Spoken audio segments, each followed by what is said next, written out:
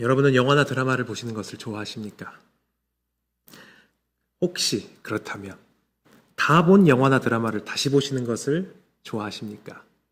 저는 원래 좋아하는 편이었습니다. 그런데 요즘에는 볼 게 워낙 많죠. 볼 게 워낙 많아서 굳이 예전에 그 비디오를 빌리던 시대가 아니기 때문에 넷플릭스만 틀면 수많은 OTT들이 있기 때문에 지금 그렇게 영화를 다시 보거나 그렇게 하는 건 같지는 않습니다.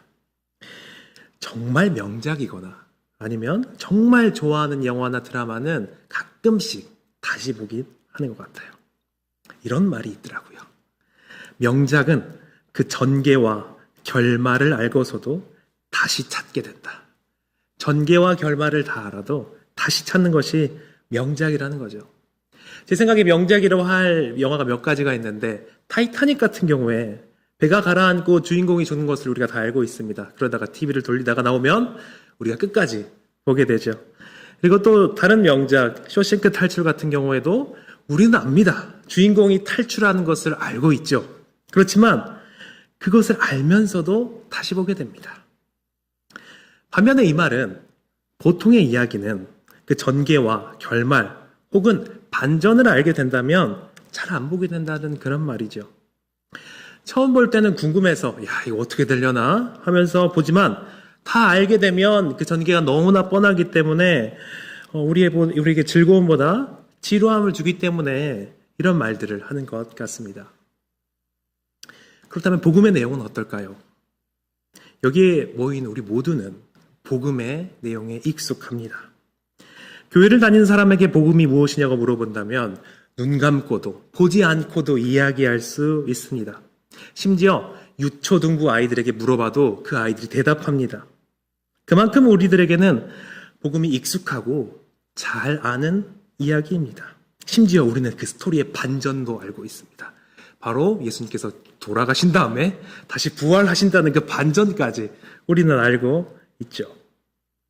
그래서 때로는 우리는 이 복음의 내용을 마치 다 아는 영화처럼, 다 본 드라마처럼 그렇게 여기지 않나 그런 생각이 가끔은 들더라고요.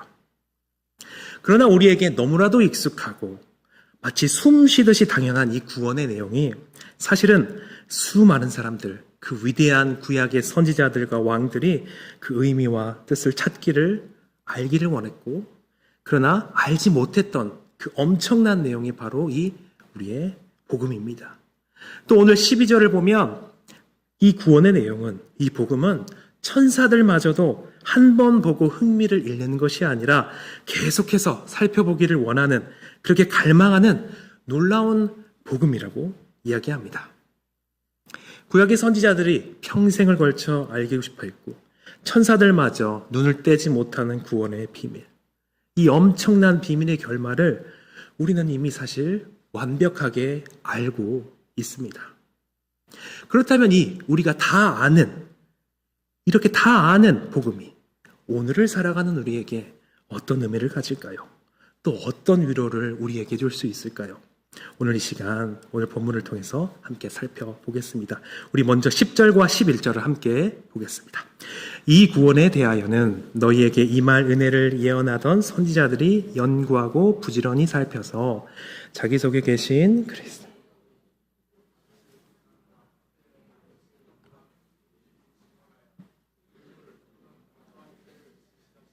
상고하니라.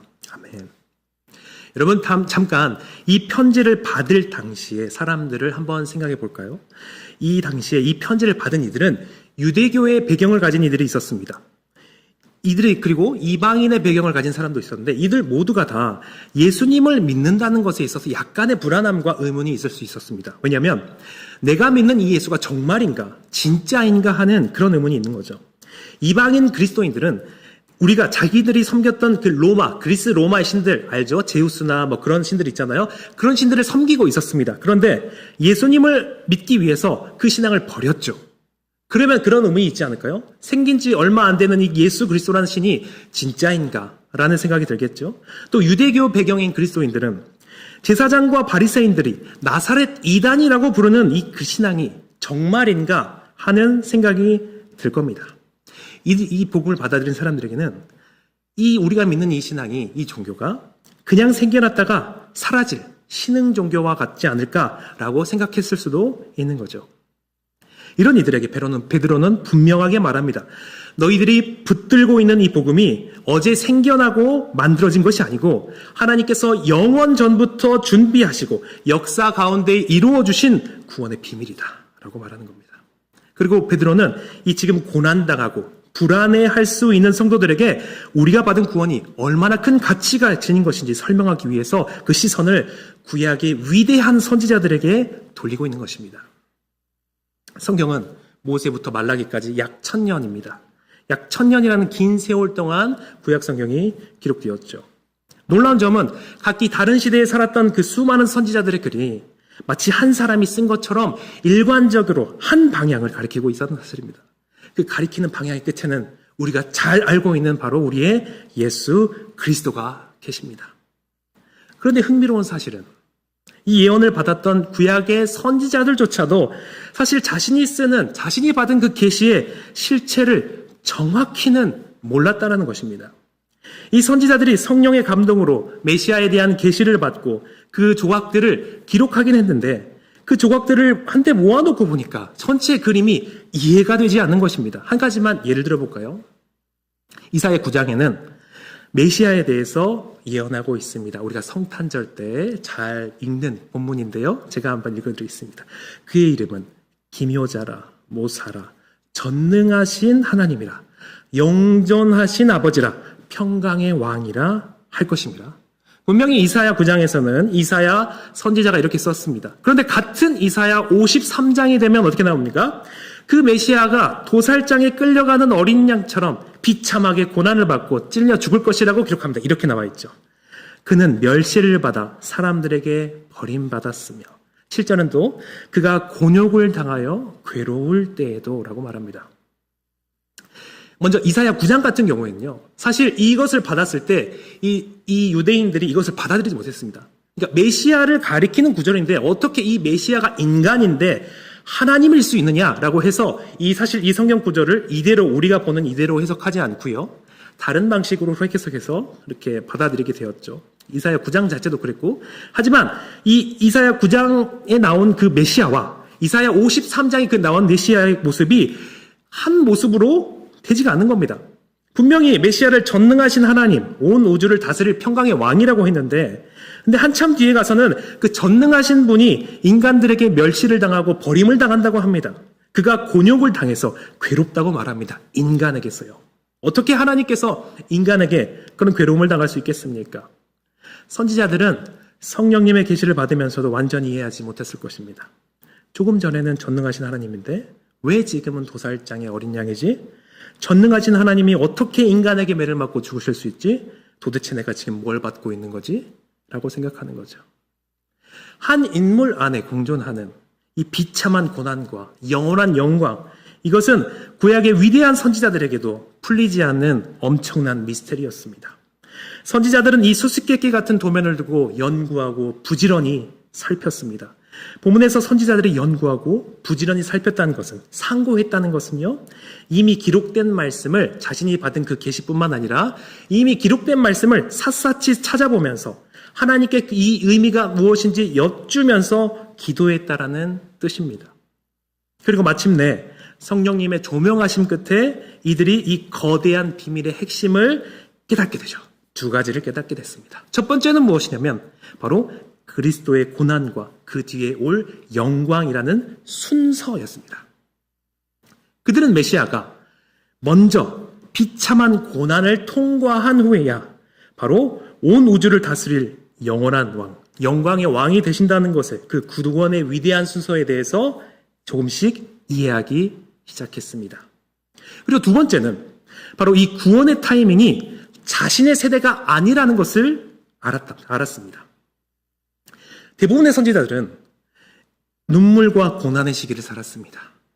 그래서 이 영광스러운 메시아의 구절을 가지고 하나님, 이 영광스러운 구원을 제 눈으로 보게 하여 주십시오 라고 열망했습니다.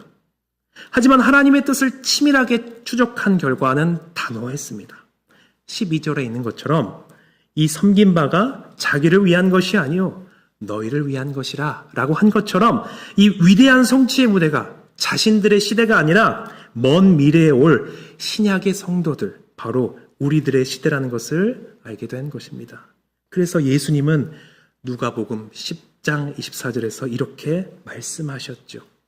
많은 선지자와 왕들이 너희가 보는 것을 보고자 하였으되 보지 못하였으며 너희가 듣는 것을 듣고자 하였으되 듣지 못하였느니라. 구약의 위대한 거장들이 평생을 바쳐서 추적했던 그 미스테리, 그들이 너무나도 알고 싶어 했지만 알지 못했던 그 복음이 오늘 우리는 주일학교 학생도 아는 너무나 명확한 사실로 주어졌습니다. 이 미스테리의 비밀은 바로 예수 그리스도이십니다. 그분은 온 우주를 다스리시는 영광의 하나님이시지만 이 땅에 낮은 자로 오셔서 우리 죄를 지고 가는 고난의 어린 양이 되셨습니다. 그리고 죽음의 권세를 깨뜨리고 부활하셔서 승천하셨고 장차 영광 중에 다시 올 왕이 되셨습니다. 십자가와 부활 안에서 고난과 영광에 이르신 예수님께서 바로 이 정답이셨던 겁니다.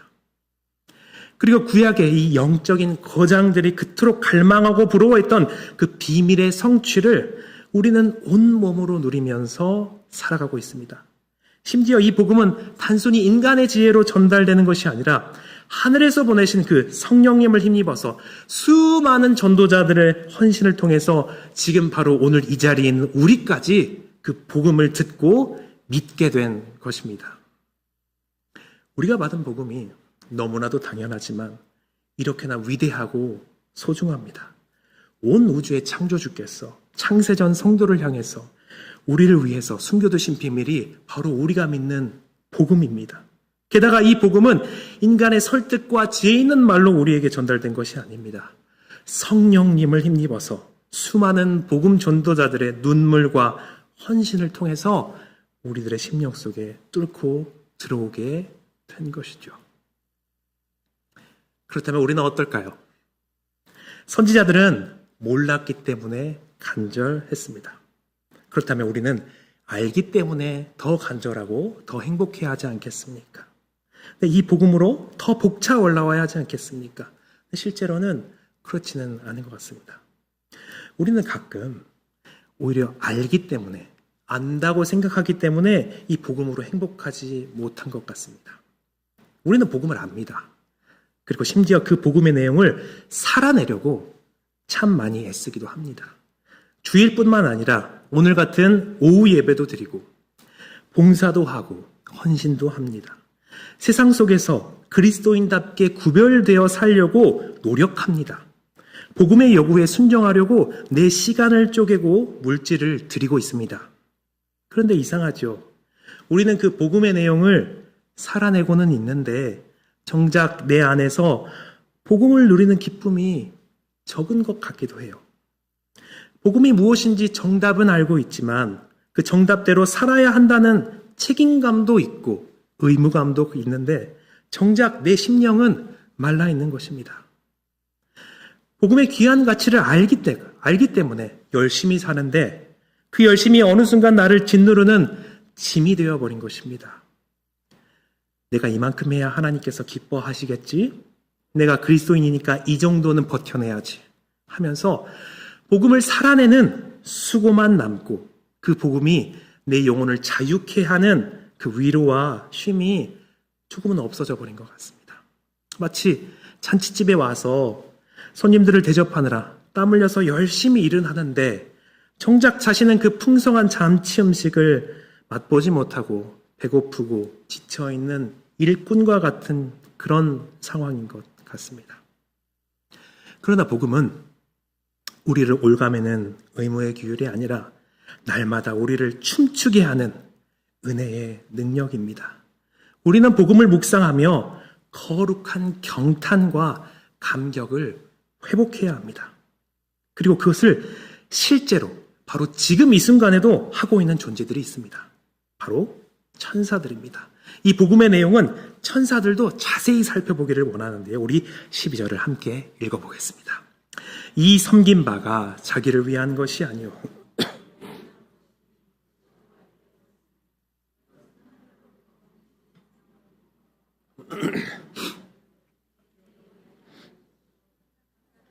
살펴보기를 원하는 것이라.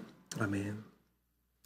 여기서 천사들도 살펴보기를 원한다라고 하는데 이는 몸을 구부려서 아주 자세히 집중해서 들여다보는 것을 의미합니다.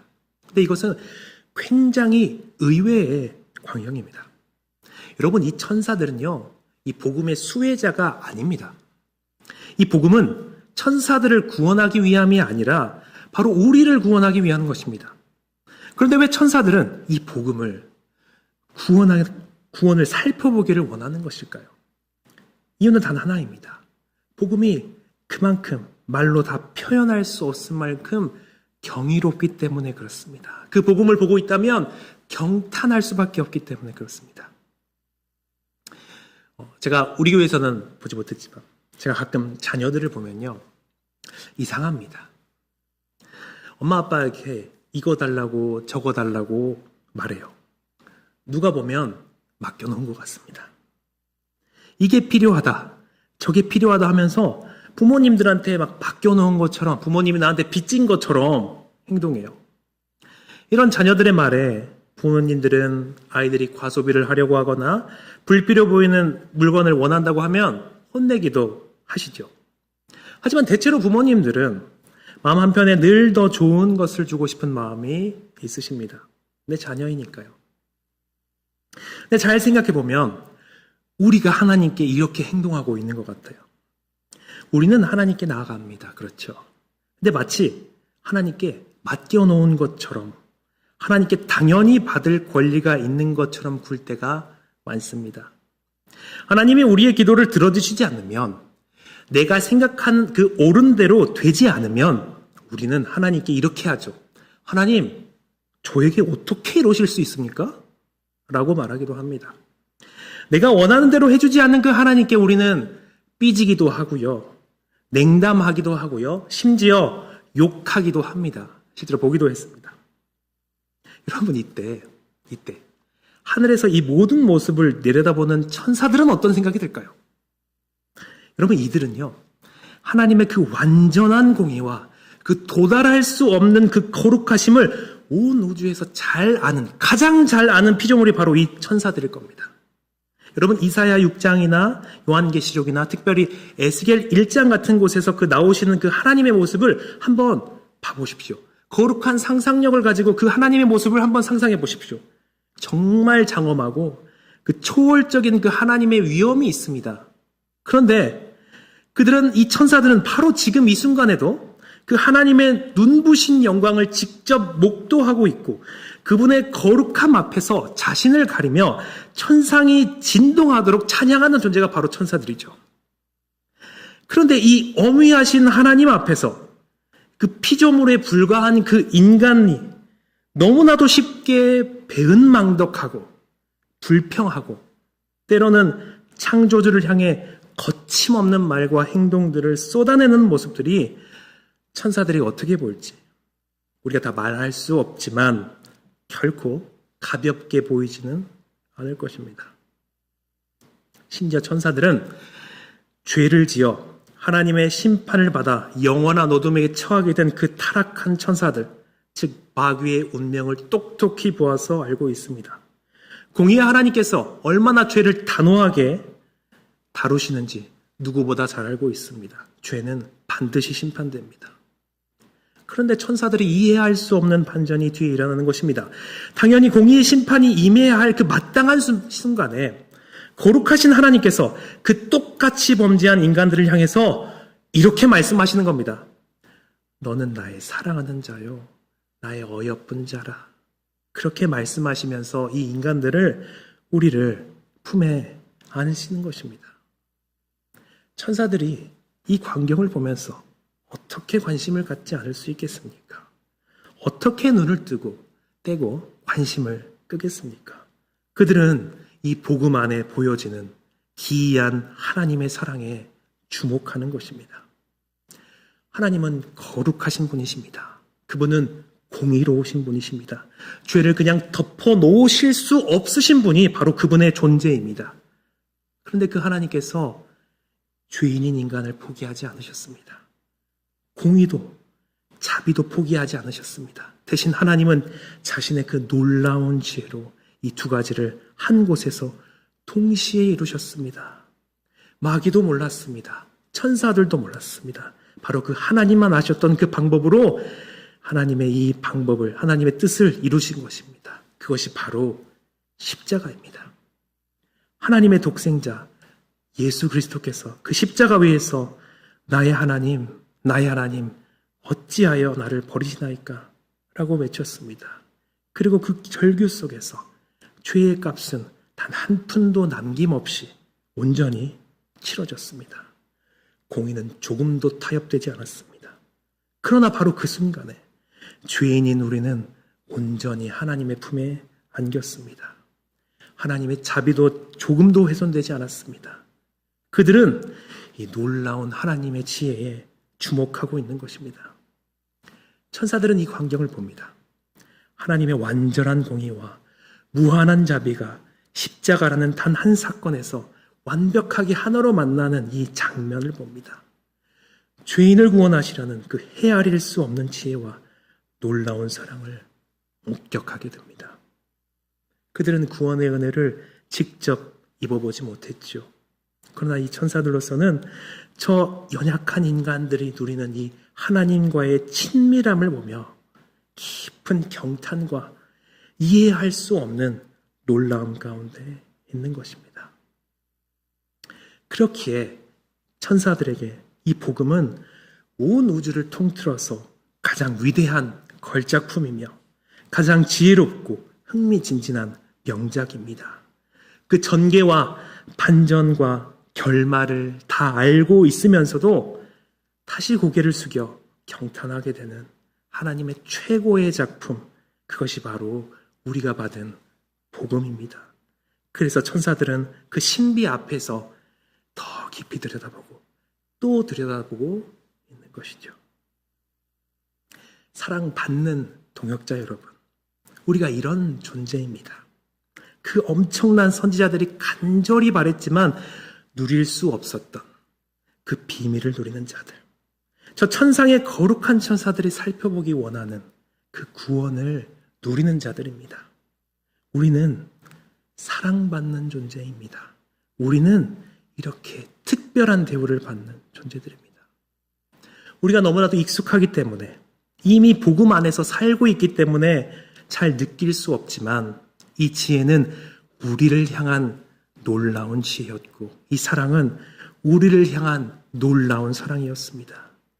우리가 붙들고 있는 이 복음은, 우리가 받은 이 구원은 절대로 지루하거나 낡은 이야기가 아닙니다. 보고 또 보아도 날마다 새로운 감동이 터져나오고, 파고 또 파도 그 끝없는 하나님의 지혜와 사랑에 경탄할 수밖에 없는 온 우주의 역사상 가장 위대하고 아름다운 구원의 비밀입니다. 우리는 이 구원의 이야기에서, 이 복음에서 우리를 향한 그 하나님의 놀라운 지혜와 그 사랑을 묵상해야 합니다. 그리고 이럴 때 우리는 천사들이 하는 것처럼 계속해서 그 복음을 살피고 그 복음으로 경탄하고 이해할 수 없는 놀라움 가운데 있을 수 있는 것입니다. 그렇다면 이 천사들마저 경탄하는 이 복음의 이야기가 오늘을 살아가는 우리에게 무슨 상관이 있을까요? 우리 두 가지로 생각해 보겠습니다. 첫 번째는요, 이 복음은 세상 속에서 잃어버린 우리의 진짜 가치를 알려줍니다. 오늘날 우리가 살아가는 이 세상이라는 무대 위에서는요, 우리가 문득문득 위축되곤 합니다. 세상의 기준대로라면 나는 그냥 평범한 사람 1, 스쳐 지나가는 조연처럼 느껴지기 때문입니다. 진짜 주인공들은 저 위에 있는, 저 높이 있는 그 화려한 사람들 같고, 내 삶은 참 작고 의미 없어 보이기도 합니다. 때로는 지나온 세월에 대한 후회와 아쉬움만 가득 차오르기도 합니다. 그러나 오늘 성경이 우리에게 선포하는 진실이 있습니다. 결코 그렇지 않다라는 것입니다. 인류의 역사가 시작된 이래 수많은 선지자가 그토록 고대하고 기다렸던 그 복음의 빛이, 천사들이 눈을 떼지 못하는 그 장엄한 하나님의 사랑이 마침내 최종적으로 도달한 목적지가 어디입니까? 바로 나라는 존재, 우리라는 교회입니다. 우리는 이 세상의 기준으로는 분명 보잘것없고 작을지도 모릅니다.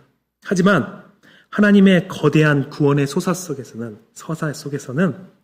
천사들이 몸을 굽혀 들여다보는 그 복음의 가장 존귀한 주인공들입니다. 여러분, 세상의 굴지의 대기업 회장들의 자녀만 돼도 어디서나 어깨를 당당히 펴고 살아가지 않습니까? 하물며 우리는 온 우주의 창조주이시며 역사의 주관자이신 하나님의 아들이고 하나님의 딸입니다. 하나님의 숨겨두셨던 눈부신 그 비밀을 건네받은 최고의 수혜자입니다. 그분에게 우리는 사랑받는 자녀이고 귀한 비밀을 맡겨두는 신뢰받는 동역자요, 영원히 함께 사랑을 나눌 친애한 친구입니다. 우리가 세상 속에서 다시 어깨를 펴고 일어설 수 있는 자존감과 자신감, 그리고 삶의 고단함을 이겨낼 위로가 바로 여기에서 나옵니다. 여러분, 세상은 나의 가치를 결정할 자격이 없습니다. 나를 만드신 분, 나를 위해 값을 치르신 분, 그분만이 내 존재의 가치를 결정하실 수 있습니다. 그리고 그분이 우리를 향해 말씀하십니다. 너는 나의 택한 자다. 너는 나의 자녀이다. 너는 내가 죽을 만큼 소중한 존재이다. 여러분, 여기에 우리의 가치가 있습니다. 둘째로 이 말씀은, 이 복음은 우리가 고난 속에서도 다시 일어날 힘을 얻게 해줍니다. 여러분, 우리는 언젠가 어느 날 예수님을 믿게 되었다라고 생각합니다. 이 말도 틀린 말은 아닙니다. 내가 선택했기 때문이죠. 분명 구원에 있어서, 복음을 받아들이는 것에 있어서 한 개인의 자유적인 선택이 분명히 있습니다. 하지만 오늘 본문이 우리에게 보여주는 강조점은 완전히 정반대를 강조하고 있습니다. 구약의 선지자들이 연구했고 그리스도께서 이 땅에 오셨으며 사도들이 목숨을 걸고 복음을 전했고 성령께서 역사했습니다. 그렇게 수천 년의 역사와 수많은 사람들의 눈물과 수고를 거쳐 마침내 이 복음이 나에게까지 오게 된 것입니다. 그러면 한번 생각해 볼까요?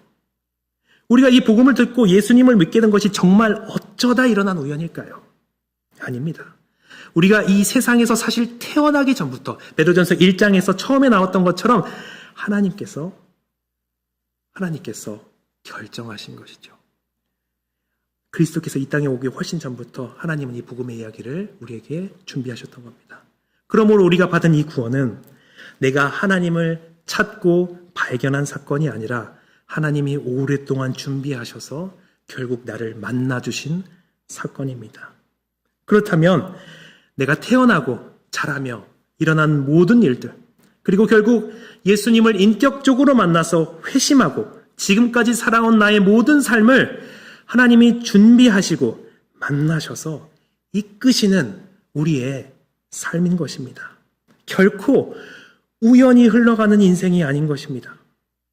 하나님이 수천 년 동안 그 거대한 역사를 움직이며 우리에게 복음을 주셨다면 지금 우리가 삶에서 마주하는 아픈 고난과 눈물 역시 하나님의 손 밖에 벗어난 것이 결코 아닌 것입니다.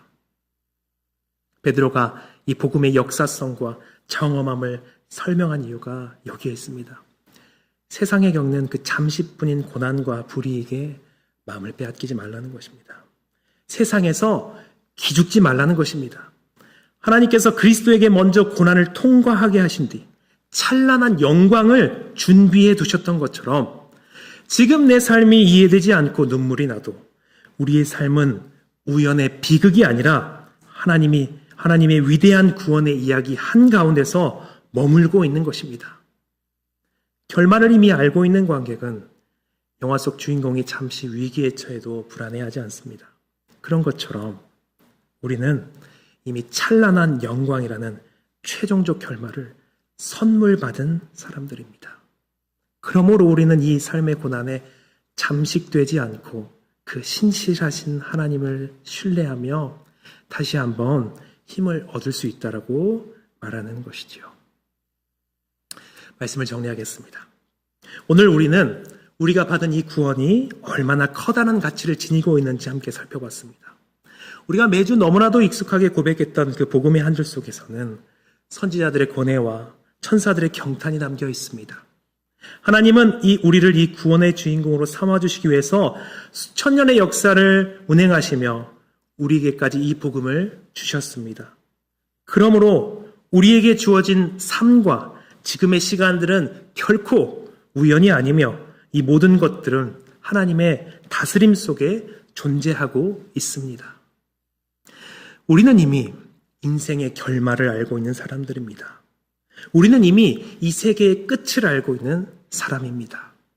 우리 주님께서 십자가의 고난을 통과해 부활의 영광을 얻으셨던 것처럼 우리의 삶도 반드시 고난 후의 영광이라는 결말로 끝나게 됩니다. 우리의 삶에도 여러 가지 문제가 있을 수 있지만 복음을 통해서 힘을 얻을 수 있습니다. 여러분, 우리의 삶의 여러 가지 문제는 우리 인생이 망하는 과정이 아닙니다. 약속된 찬란한 영광으로 나아가는 정해진 과정입니다. 그러니 우리 모두 눈앞의 문제 때문에 너무 염려하거나 절망하지 않으셨으면 좋겠습니다. 아무리 세상이 강해 보여도 그 앞에 기죽지 않고 걸어가기를 소망합니다. 수천 년 역사를 움직이며 이 복음을 우리에게 주신 하나님께서 지금 이 순간도 우리를 붙들고 계십니다. 이 복음의 감격을 날마다 누리시는 우리 모두가 되시기를 예수님의 이름으로 축원합니다. 우리 말씀을 생각하시면서 기도하실 때 우리 두 가지 기도 제목 가지고 기도하겠습니다. 첫 번째로는 복음의 그 위대한 가치와 경탄을 우리 안에 다시 회복시켜 주십시오라고 기도하시고, 두 번째로는 고난 뒤의 영광이라는 결말을 믿고 고난 속에서도 주님을 신뢰하게 하여 주십시오라고 우리 두 가지 기도 제목 가지고 기도하시고, 또 말씀을 들으시면서 생각나는 것들을 가지고 우리 함께 기도하겠습니다.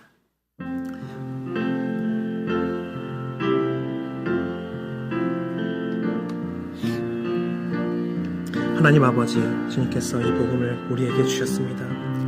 위대한 선지자들이 알기를 원하고 천사들도 계속해서 보기를 원하는 그 엄청난 복음을 우리에게 주셨습니다.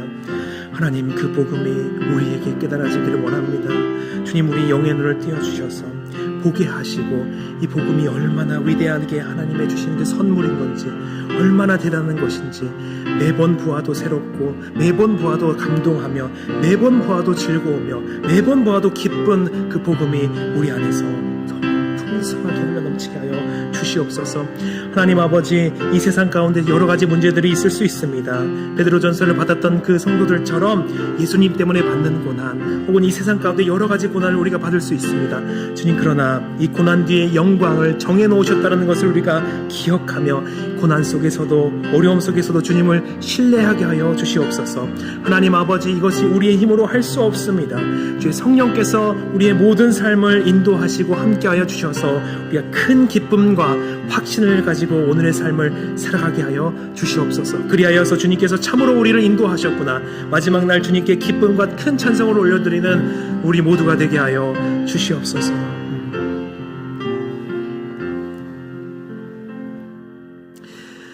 사랑의 하나님 아버지, 선지자들이 그토록 고대했고 천사들마저 경탄하는 이 위대한 구원을 오늘 우리에게 선물로 주시니 감사합니다. 늘 익숙하게 고백했던 복음이 얼마나 값진 비밀인지 깨닫게 하시고 우리 마음의 거룩한 감격이 날마다 새로워지게 하여 주옵소서. 우리가 세상 속에서 낙심하거나 위축되지 않게 하시고 하나님께 온전히 사랑받는 자녀라는 확신 속에서 늘 담대하게 살아가게 하옵소서.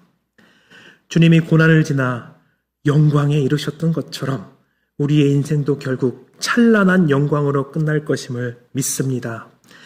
지금 삶에서 마주하는 여러 어려움 가운데 마음을 빼앗기지 않게 하시고 이미 약속된 승리를 바라보면서 다시 힘을 얻게 하여 주시옵소서. 우리를 사랑하시는 예수 그리스도의 이름으로 기도드립니다.